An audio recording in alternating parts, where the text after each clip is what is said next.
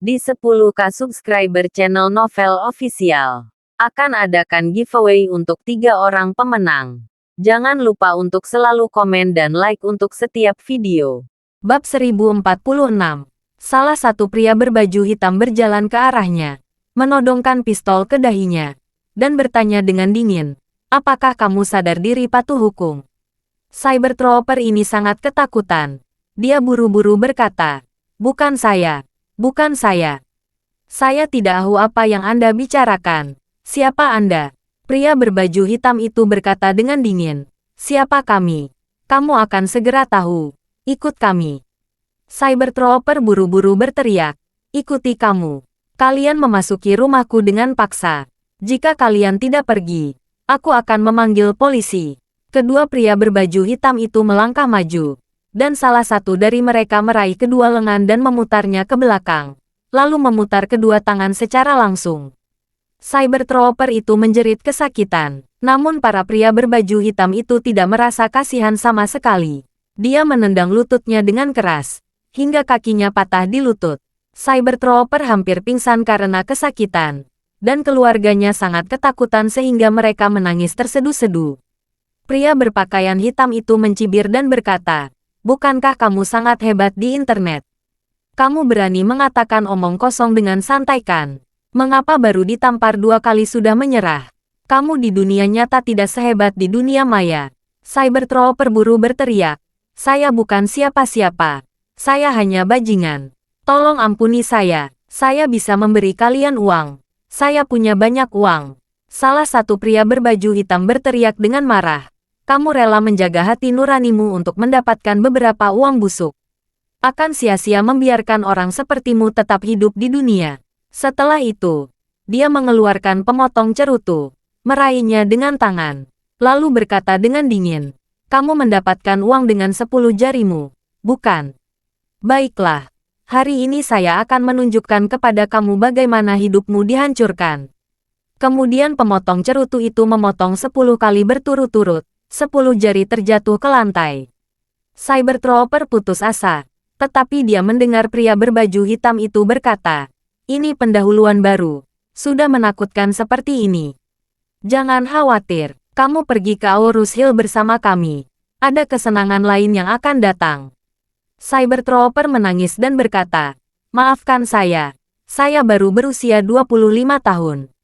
Saya tidak ingin mati." Pria berbaju hitam itu berkata dengan dingin, "Tuan muda kita sudah menyatakan, penyebar penjelasan harus mati." Setelah itu, dia memegang tangannya dan berkata dengan suara dingin, bahwa orang ini pergi dan mengirimkan ke pinggiran kota 10 mil timur, dan helikopter akan segera datang. Setelah itu, sekelompok pria berbaju hitam membawa pemimpin Cybertrooper yang cacat itu langsung keluar dari pintu, masuk ke dalam mobil, dan melaju menuju pinggiran kota. Pada saat ini, Sean, yang berada di Sudbury, masih menunggu Cybertrooper membantu membersihkan reputasi keluarga Webb dan membantu mengalihkan perhatian netizen. Tetapi dia tidak menyangka bahwa berita panas lainnya segera muncul. Keluarga Webb mengeluarkan 20 juta untuk menyewa Cybertrooper memperbaiki reputasi keluarga. Juga ada tangkapan layar dari semua riwayat obrolan, dan tangkapan layar bukti pembayaran di rekening Bank Sean dan riwayat transaksi rekening pemimpin Cybertrooper. Kali ini, dunia maya lebih meledak. Keluarga Webb telah menjadi topik viral di berbagai platform media. Tidak ada yang akan mengira bahwa keluarga Webb akan berani begitu tak tahu malu saat ini. Sangat mengilhami para netizen untuk memarahi demi rasa keadilan semua orang.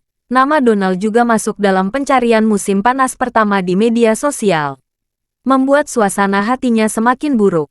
Pada saat ini, asistennya tiba-tiba berkata kepadanya, "Ketua, ada kabar buruk yang lebih besar lagi." Semua catatan pembicaraan antara tuan muda tertua dan Cybertrooper terungkap ke publik. Serangan opini publik terhadap keluarga Webb menjadi lebih kuat sekarang.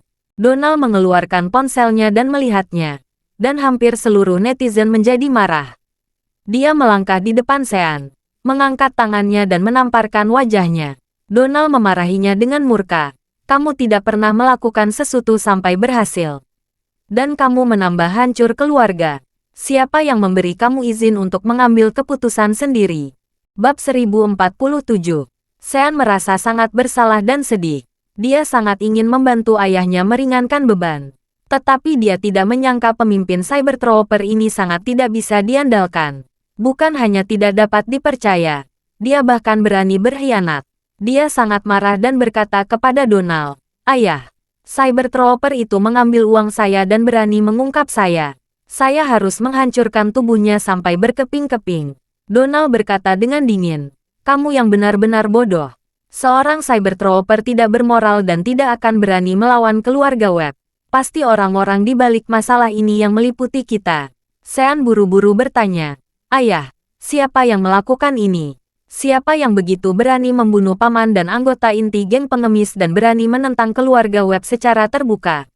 Donald menggertakkan giginya dan berkata, "Saya juga memikirkan masalah ini. Belum terbayang oleh saya siapa yang memiliki energi begitu besar ini. Memang ada keluarga-keluarga yang memiliki beberapa konflik dengan kita. Tapi kita sudah menduduki mereka sejak lama. Dan mereka tidak memiliki kemampuan untuk merencanakan hal sebesar itu sama sekali." Sean tidak bisa bertanya, "Ayah, maksudmu ada keluarga yang lebih kuat yang menargetkan kita?" Donald menghela nafas. "Saya belum bisa mengetahui dengan pasti sekarang. Tetapi saya merasa masalah ini mungkin ada secara keseluruhan dengan Charlie di Aurus Hill." "Charlie!" Sean berseru dan berkata, "Dia seharusnya tidak memiliki kekuatan seperti ini, kan? Dia mungkin saja menjadi penguasa lokal di Aurus Hill. Tapi bagaimana dia bisa memiliki kekuatan seperti itu? Bisakah menangkap semua anggota inti geng pengemis pada saat yang sama? Bahkan keluarga Webb mungkin tidak memiliki kekuatan seperti itu." Donald mengangguk dan berkata, "Apa yang kamu katakan memang masuk akal. Tetapi alasan saya melakukan penilaian ini adalah karena saya baru saja melihat sebagian informasi di internet." Sean buru-buru bertanya, "Informasi apa?" Donald berkata dengan wajah gelap, "Pamanmu yang sialan itu akan membeli beberapa anak-anak yang diculik dari panti asuhan Aurus Hill." Berbicara tentang ini, Donald menarik napas sesaat dan mengertakkan giginya. "Saya menyelidiki identitas Charlie ini sebelumnya. Dia dibesarkan di panti asuhan Aurus Hill." "Oh ya," Sean berseru dan berkata, "berarti anak-anak yang diculik itu bisa dianggap sebagai adik Charlie." "Ya," Donald berkata, "itu sebabnya saya berspekulasi bahwa masalah ini tidak dapat dipisahkan dari Charlie." Sean bertanya lagi, "Ayah, tapi apa Charlie dan bagaimana dia bisa?" Bahkan pendukungnya di Aurus Hill tidak memiliki kemampuan yang begitu kuat. Bahkan jika keluarga Moore diminta untuk maju, mereka bisa tidak memiliki kekuatan seperti itu. Donald berkata dengan cemas, "Jadi ini yang paling aku khawatirkan. Jika keluarga Moore adalah pendukungnya, maka aku tidak takut sama sekali. Yang aku takuti adalah Isaac." Ketika mereka berada di Aurus Hill, Donald dan putranya dipukuli di Shangri-La oleh Isaac. Saat itu, keduanya patah kaki, dan mereka akhirnya menunggu helikopter. Isaac bahkan tidak mengizinkan helikopter mendarat di alun-alun depan Shangri-La. Dapat dikatakan bahwa dia tidak memandang keluarga Webb sama sekali. Namun, Isaac adalah bagian dari keluarga Wade.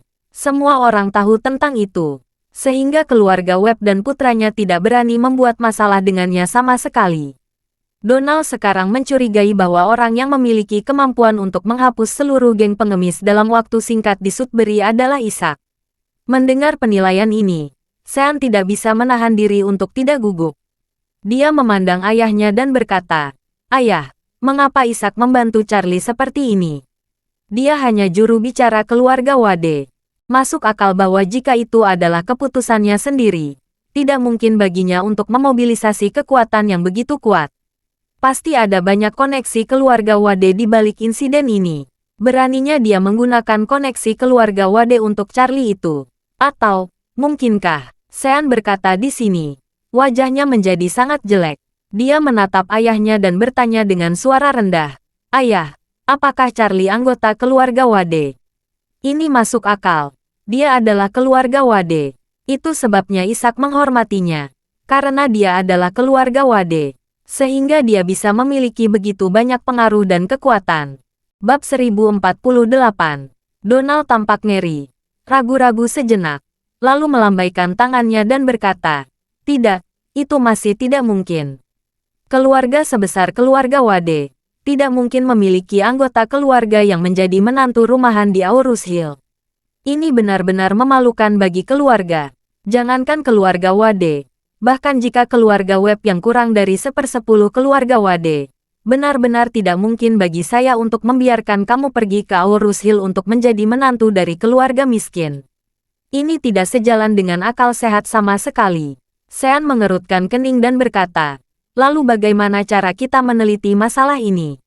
Apakah ada hubungannya dengan Charlie juga?" Donald berkata, "Saya curiga itu ada hubungannya dengan dia. Tapi belum tahu hubungan macam apa itu. Kita juga ingin membalas dendam padanya. Kali ini, kita akan mempelajari malasah ini sekaligus balas dendam." Sean buru-buru bertanya, "Apa ayah akan pergi ke Aurus Hill lagi?" "Ya," Donald menggertakkan giginya dan berkata dengan dingin, "Kali ini, aku harus membuat Charlie mati." Berbicara, dia memandang Sean dan bertanya, "Apakah kamu sudah berkomunikasi dengan Kenneth?"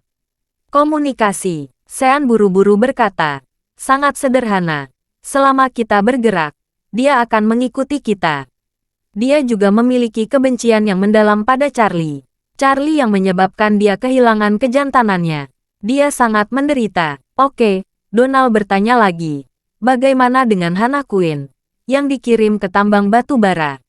Sean berkata, "Dia baik-baik saja di sana. Tidak seperti Gunung Golmin. Dua pria keluarga Weaver itu selalu dijaga. Di tambang batu bara tidak ada penjagaan ketat. Jika perlu, kita dapat mengirim seseorang kapan saja untuk menjemputnya." Donald berkata dengan wajah gelap, "Kita tidak berhasil menculik ayah dan anak keluarga Weaver di Gunung Golmin terakhir kali. Kali ini, kita harus mengirim lebih banyak orang ke sana. Tidak peduli apa, mereka harus bisa dibawa kepadaku." Donald berkata lagi, "Kirim 8 Raja Surgawi ke sana. Aku masih tidak percaya bahwa kita tidak bisa mendapatkan 2 pecundang yang sedang menggali ginseng di Gunung Golmin." Sean berseru dan berkata, "Ayah, kamu akan mengirim 8 Raja Surgawi. Benarkah? Bukankah ini sama seperti pisau banteng untuk membunuh ayam?" Bagaimanapun, keluarga Webb adalah keluarga pertama di selatan Sungai Yangtze. Mereka tidak hanya memiliki tim medis mereka sendiri, tetapi juga tim ahli keamanan sendiri. Tim keamanan keluarga Webb dibagi menjadi 3 tingkatan. Di tingkat ketiga ada beberapa veteran. Kekuatan mereka jauh lebih kuat daripada rata-rata orang biasa. Tetapi jika bertemu master sejati, mereka tidak cukup melawan. Mereka hanya bertugas menjaga rumah. Di tingkat kedua adalah beberapa veteran pasukan khusus yang kuat. Mereka adalah pengawal pribadi dari anggota inti keluarga Webb. Di tingkat pertama adalah 8 Raja Surgawi. 8 Raja Surgawi adalah master seni bela diri dari 8 sekte tersembunyi. Orang tua keluarga Webb telah menghabiskan banyak uang untuk mendatangkan mereka. 8 orang ini adalah andalan keluarga Webb. Dalam keadaan normal, mereka tidak akan maju untuk menyelesaikan masalah. Karena 8 orang ini merupakan senjata nuklir strategis yang hanya akan digunakan dalam keadaan darurat. Donald tahu bahwa kekuatan Charlie luar biasa.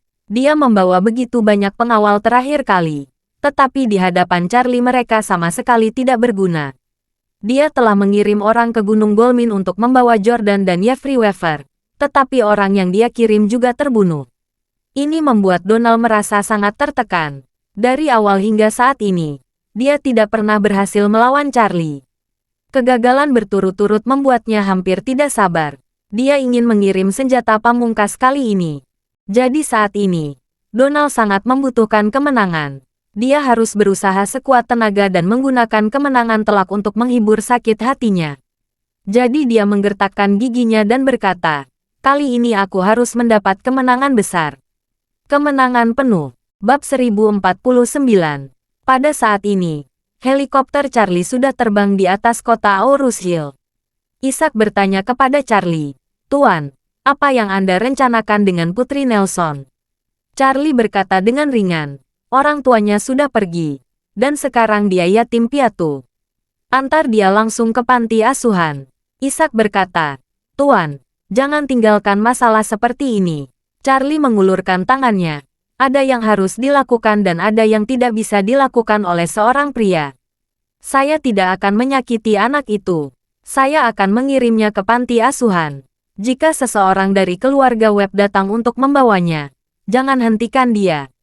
Ishak mengangguk dan berkata, saya tidak berpikir keluarga Webb akan datang untuk mengadopsi anak ini. Karena keluarga Webb membenci Nelson dan istrinya. Diperkirakan keluarga Webb akan kehilangan setidaknya setengah dari total asetnya kali ini. Kita bisa melihatnya di pasar saham besok. Charlie tersenyum kecil dan berkata, itu benar. Kekuatan keluarga Webb sudah banyak berkurang. Saya bisa membantu keluarga Moore untuk naik dan menjadikan mereka menjadi keluarga teratas di wilayah selatan. Ishak segera berkata, Tuan, jika Anda membutuhkan sesuatu, berikan saya perintah. Baiklah. Ishak berkata lagi saat ini. Ngomong-ngomong, Tuan muda, Cybertrooper bernama Sadar Diri Patuh Hukum, telah dikirim ke peternakan anjing Albert. Apakah Anda ingin melihatnya? Charlie memegang tangannya. Dia hanya sutra pencang yang mencari makan dengan memarahi orang. Potong saja dan beri makan anjing. Aku tidak akan menemui orang seperti itu, agar mataku tidak kotor. Charlie tiba-tiba teringat Ichiro yang masih tinggal di peternakan anjing Albert. Jadi dia bertanya kepada Ishak, bagaimana kabar Ichiro Kobayashi baru-baru ini? Ishak tersenyum dan berkata, apalagi yang bisa dia lakukan? Setiap hari dia memelihara anjing, memberi makan anjing, mengajak jalan-jalan anjing, dan memungut kotoran anjing. Dia tidak berani meninggalkan peternakan anjing. Jika dia berani keluar dan saudaranya tahu, saudaranya pasti akan menghabiskan banyak uang untuk membunuhnya. Charlie mengangguk dan berkata sambil tersenyum, biarkan dia bertahan di peternakan anjing. Jika waktunya tepat, aku akan membawa kembali ke Jepang dan membiarkan dia bersaing dengan adiknya untuk memperebutkan harta keluarga. Ishak berkata, jika Kobayashi Jiro tahu bahwa Ichiro tidak mati, dia mungkin akan marah. Charlie tersenyum kecil dan berkata, saya tidak tahu apakah dia marah atau tidak. Pada saat itu, saya kira Kobayashi Pharmaceutical akan menjadi milik saya. Ishak berkata dengan kekaguman yang tulus, Tuan muda, sungguh luar biasa cara Anda memainkan keluarga Kobayashi ini. Saya kagum, Charlie berkata sambil tersenyum. Itu tidak terlalu bagus. Aku hanya mengambil keuntungan dari keserakahan keluarga Kobayashi. Oleh karena itu, kita tidak boleh serakah. Terlalu banyak keserakahan yang akan membawa bencana. Jika terlalu serakah, itu akan berakhir dicincang dan diberikan kepada anjing, seperti Cybertrooper itu. Setelah 10 menit, helikopter Charlie mendarat di lantai atas Shangri-La. Tepat ketika pesawat Charlie mendarat, pesawat lain sudah mengirim anak-anak ke rumah sakit Silverwing. Nyonya Louise dari panti asuhan dan yang lainnya telah melihat informasi terkait di internet. Mereka semua gembira ketika mengetahui anak-anak telah diselamatkan. Kemudian mereka mendengar anak-anak akan dikirim ke rumah sakit Silverwing, dan mereka ditarik ke sana. Charlie juga ingin pergi ke rumah sakit Silverwing untuk melihat anak-anak itu. Tetapi dia berpikir masalah ini sangat populer di media sosial. Dia tidak ingin Nyonya Louise dan yang lainnya berpikir bahwa dia berada di balik semua kejadian ini. Jadi dia meminta Ishak untuk mengirimnya mobil untuk pulang. Setelah tiba di Villa Elite Thompson, Charlie tidak terburu-buru masuk. Dia menelepon Nyonya Louise dan bertanya, Nyonya Louise, saya dengar semua anak-anak telah ditemukan. Nyonya Louise berseru kegirangan. Ya, Charlie, semua anak telah ditemukan. Dan mereka sekarang sedang dirawat di rumah sakit Silverwing. Charlie buru-buru bertanya, apakah mereka baik-baik saja? Tidak, Nyonya Louise berkata dengan bersemangat. Dokter sudah memeriksa mereka. Mereka diberi obat tidur. Sekarang 3 anak sudah bangun. Dan semuanya baik-baik saja. Dokter akan memeriksa dan mengamati sampai malam hari. Lalu mereka bisa kembali ke panti asuhan. Bab 1050. Dengan mengatakan itu, Nyonya Louise bertanya dengan suara rendah. Charlie, apakah kamu yang merekam video itu yang menyebarkannya? Apakah kamu yang menemukan anak-anak itu kembali? Charlie tersenyum dan berkata, Nyonya Louise, kamu terlalu menilaiku berlebihan. Bagaimana aku bisa memiliki kemampuan hebat seperti itu? Nyonya Louise terdiam, menghela napas, dan berkata, saya menonton videonya. Dan Max sepertinya sudah mati. Saya benar-benar tidak menyangka anak ini bisa bertindak sejauh itu. Charlie juga menghela nafas. Saya juga menonton videonya. Max salah jalan. Nyonya Louise, jangan terlalu sedih. Saya tahu. Nyonya Louise berkata dengan sedih. Saya berpikir saya akan mati lebih dulu sebelum kalian. Saya masih memikirkan berapa usia saya nanti ketika saya mati. Dan kalian bagaimana menghadiri upacara kematian saya dengan membawa bunga. Berbicara tentang ini, Nyonya Louise terisak pelan. Saya benar-benar tidak menyangka ada seorang anak yang meninggal mendahului saya. Max, anak ini memang sangat merepotkan. Tapi saya kasihan. Ya, Charlie berkata. Nyonya Louise, jangan terlalu banyak berpikir. Saya percaya dengan kejadian Max ini akan menyadarkan banyak orang. Kematiannya mungkin akan membuat lebih banyak orang mengubah diri mereka. Max secara tidak langsung juga membantu orang lain melakukan kebaikan. Nyonya Louise berkata, benar sekali, Charlie. Saya seharusnya tidak banyak berbicara dengan Anda. Saya harus menjaga anak-anak panti asuhan. Kamu jangan lupa untuk datang ke panti asuhan. Baik Nyonya Louise. Charlie menutup telepon, menghela napas, dan berjalan ke dalam rumah. Pada saat ini, Joey, yang sangat suka mengambil keuntungan, baru saja pulang selesai bekerja. Persyaratan kerja pabrik mereka sangat ketat. Dilarang keras membawa ponsel selama jam kerja. Jadi dia sama sekali tidak tahu apa yang terjadi hari ini termasuk banyak berita di internet. Setelah dia pulang kerja, dia berganti pakaian di ruang ganti, mengeluarkan ponselnya. Ada banyak notifikasi WeChat. Dia membuka WeChat dengan rasa ingin tahu dan menemukan bahwa grup WeChat dari panti asuhan telah heboh. Sejauh ini, ada lebih dari 3.000 percakapan yang belum dibaca. Dia penasaran berbalik ke atas dan mulai melihat ke bawah satu persatu. Ketika pertama kali melihat panti asuhan kehilangan 10 anak, dia tidak berpikir itu masalah besar.